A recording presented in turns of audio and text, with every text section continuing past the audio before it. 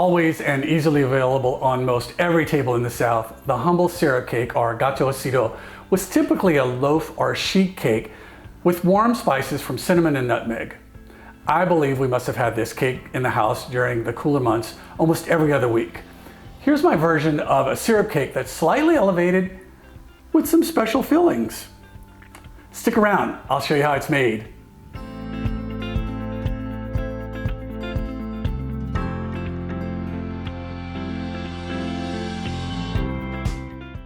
If you've ever had a syrup cake, it's typically made with dark cane syrup. Steen's was the brand that was recommended. It's sort of like molasses, but made purely of sugar cane. The flavors are more like caramel and butterscotch. There's no heavy molasses flavors. Steen's pure cane syrup is easily available throughout the southern states. I've seen it at some of the specialty markets like Cost Plus World Market. However, if you can't find it, molasses will do. For my friends in the UK, treacle syrup would be the choice. Another over-the-top treat was always these cooked figs, or preserved figs that we'd have. We'd gladly climb the fig trees and fill up buckets to bring home to cook down and can for when we had fresh baked biscuits or just a spread on toast. I wanted to combine these two together and use a bun pan to make a classier version of a plain Jane Gâteau Sirop. Before we get started, I'd really appreciate it if you would click on the like button and also subscribe to this channel.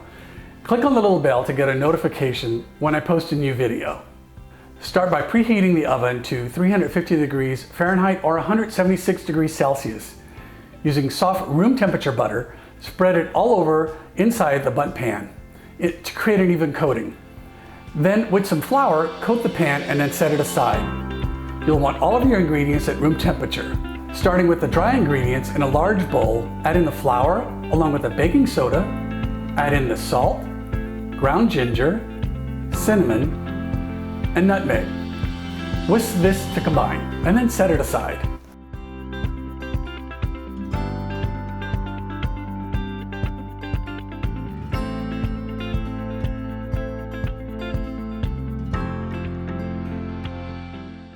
In a medium bowl, beat the softened butter to loosen it up a little.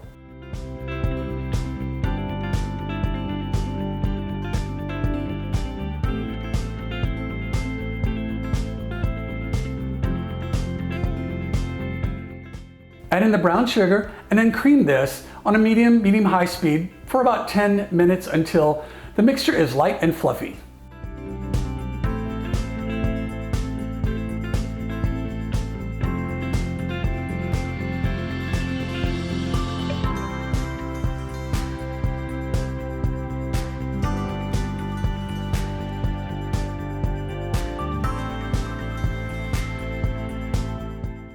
Add in the beaten eggs, heavy cream or milk, and then the cane syrup.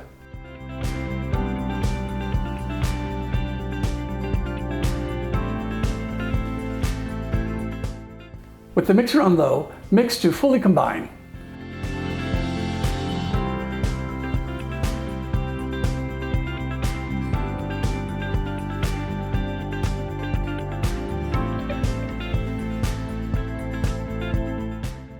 You'll also want to stop and scrape down the bowl to incorporate all of the ingredients. It may look a little lumpy, but that's fine.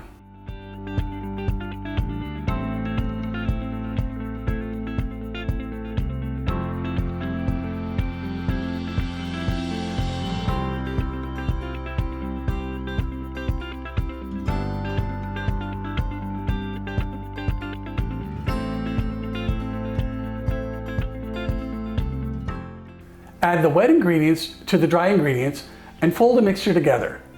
When you no longer see any of the flour, stop mixing.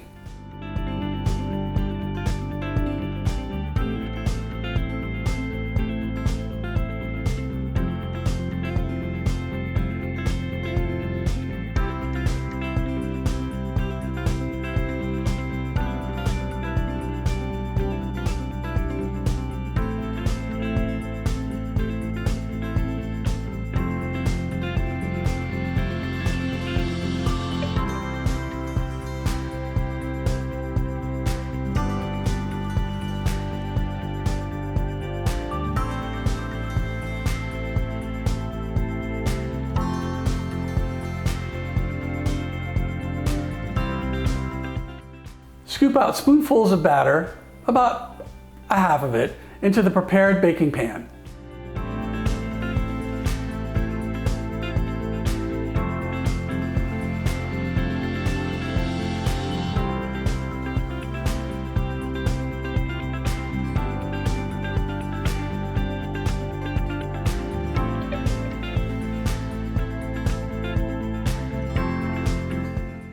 Spoon in a layer of the fig preserves into the center of the batter.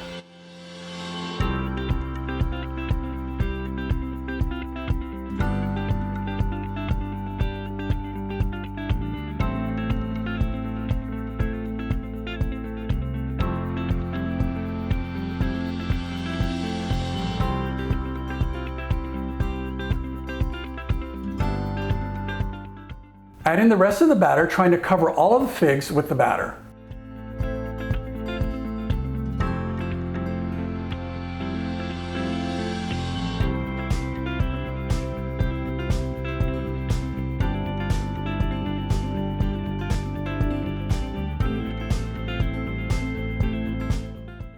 Smooth out the batter as best you can.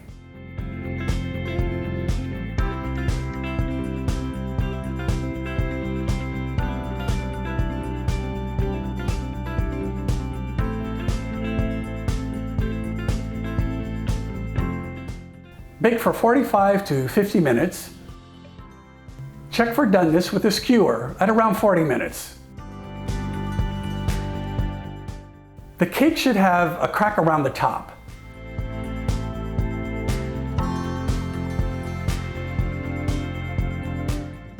Let cool in the pan for about 10 minutes before turning out to a cooling rack.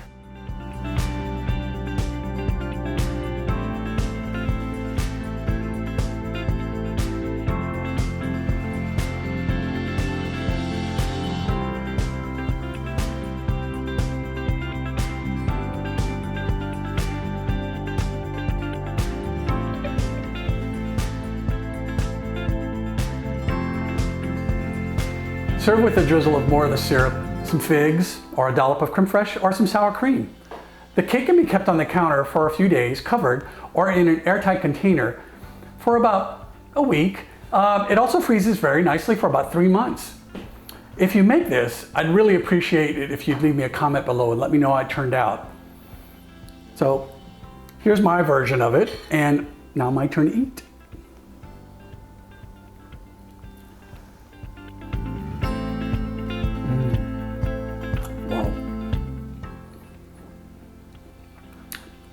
It's extremely moist, and all of those warm flavors coming through from the cinnamon and ginger.